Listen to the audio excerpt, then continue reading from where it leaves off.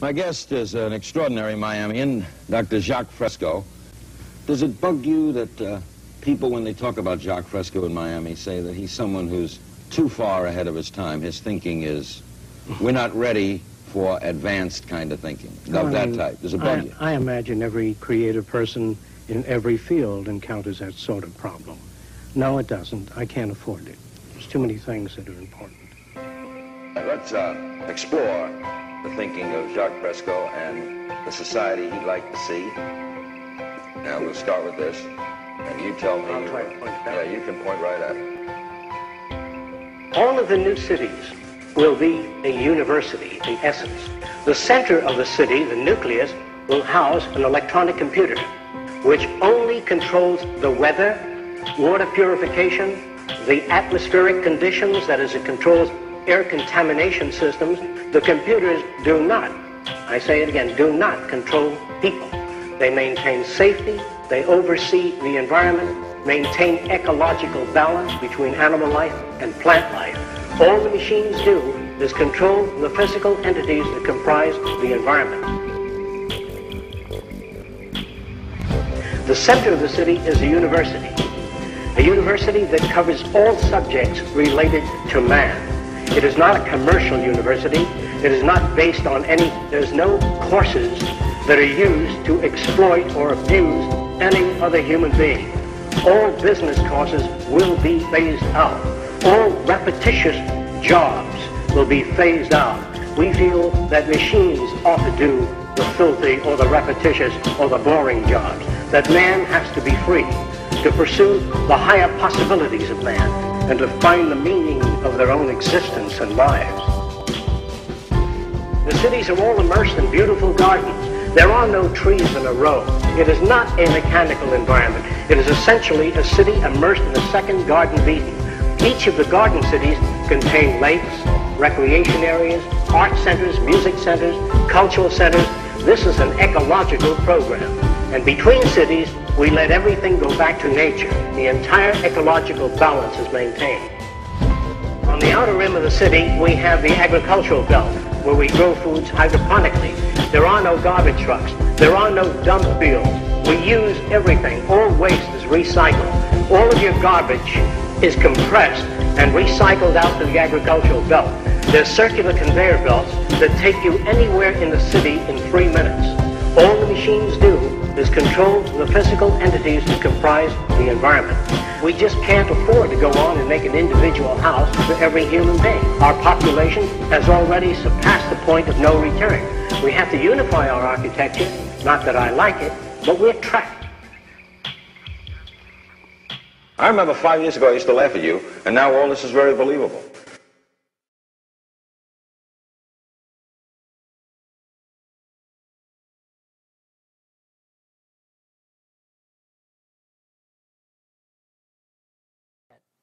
People are not reasonable. You have to manipulate the variables to get them to understand the Venus Project. But then get them to understand that the Venus Project doesn't solve all problems. It's just a hell of a lot better than what we've got. That's all you've got to understand. We don't seek perfection or utopia or anything like that. We just seek, we know the world can be far better, that there's no need for most crimes. And it's cheaper, by the way, to make things available to people than put them in jail. It costs $50,000 a year to keep a kid in jail. How stupid can you be?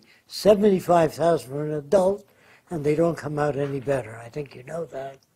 So this way, if you took the price of 10 kids in jail, we can make everything available to people. Art materials, music, violins, give it to them. It's cheaper than putting them in jail. Make things available to people. And your kids in the distant future will say to you, if you're still around, couldn't you see that? Wasn't that obvious? You say, no, we were steeped in it. When you're brought up in a bucket of shit up there, you know of no other world. It's just that you don't duck much. That's all. But the world you live in is so loused up, and the people you talk to, that's why I know if I get on television, I can turn millions of people around, because I don't come at them offensively. And I know they're looking for answers, but they don't know an answer if they heard it today. So you guys have to do some work when you leave here. That's why I'm trying to compress all I can and give you all I can within the time we're together. Okay? So I'm going to send you on your way because we got a lot of work to do. Okay? This is a time that requires incredible courage on our part.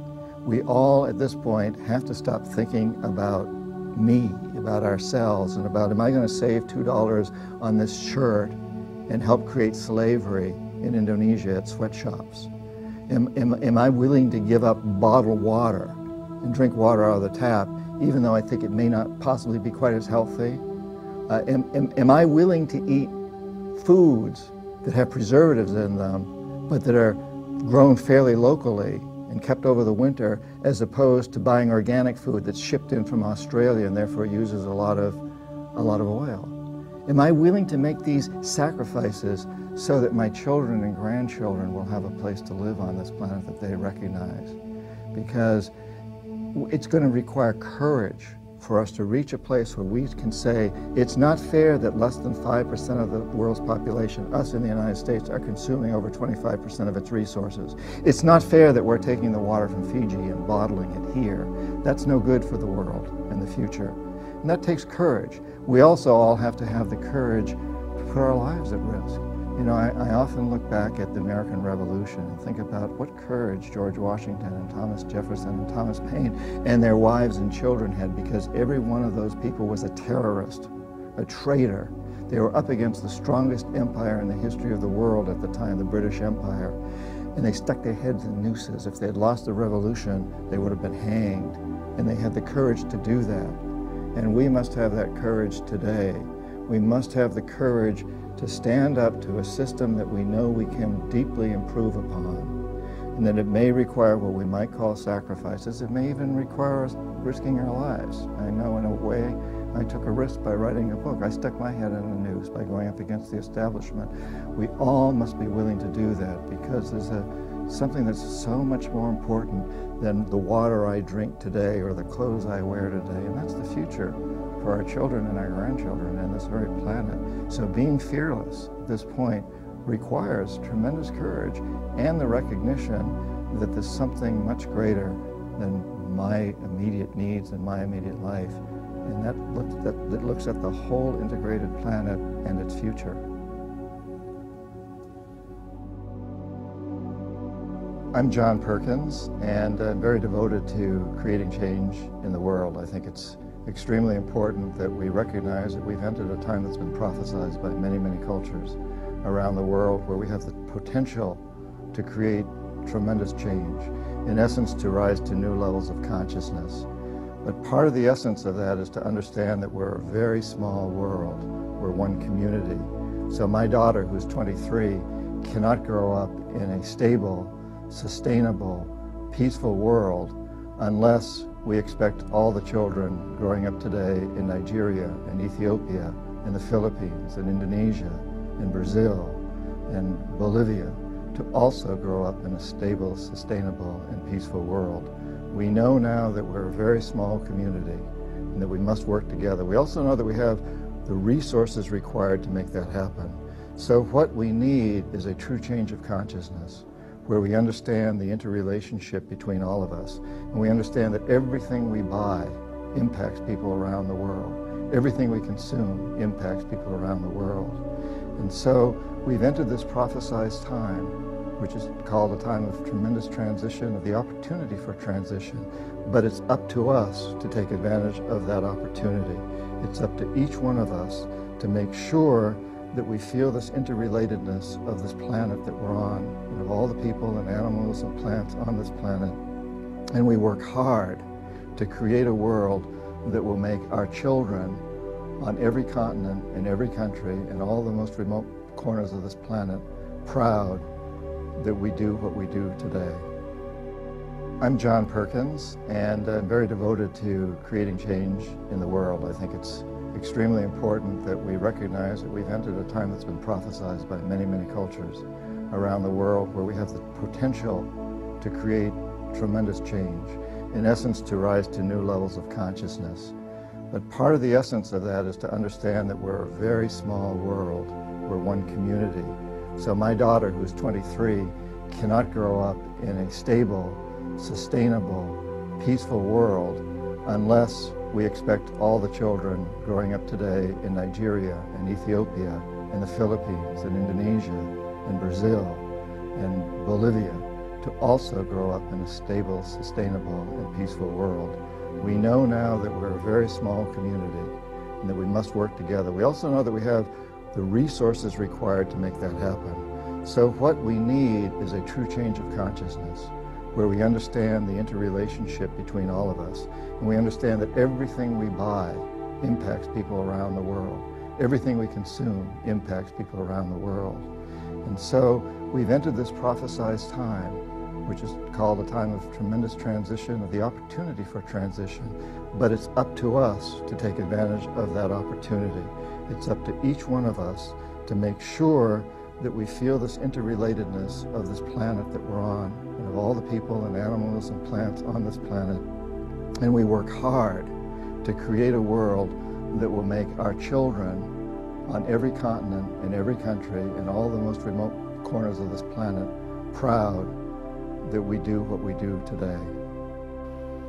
One way or another, we will end up in a system that's not based on money as we know it today. Why? Because that will be realized in the future by historians as the total and pivotal cause of the destruction of civilization as we know it. That will be understood in the future. Historians will look back and say, holy shit, they were making materials, selling them for corporation profit over and over and over and over again with absolutely no reference to what the planet had and recycling protocols and everything else. They were burning fossil fuels at 1,000,000 times the rate of their actual renewability. They're going to laugh at us, wondering what the hell kind of primitive, dumbass species we actually were, if we even survived to reach that point. So I hate to sound condescending and negative. I hate to throw out all this rhetoric, but I'm fairly irritated at this point, and I try not to be. I just want to make it understood that the entire system that we live in is a sham. It's a false system, falsivity defined by the fact that it cannot be sustained. It's that simple, and we propose a resource-based economy. I hope everyone watching this film will go to www.thezeitgeistmovement.com and understand what we're doing. I hope everyone out there will understand that either we change or we die.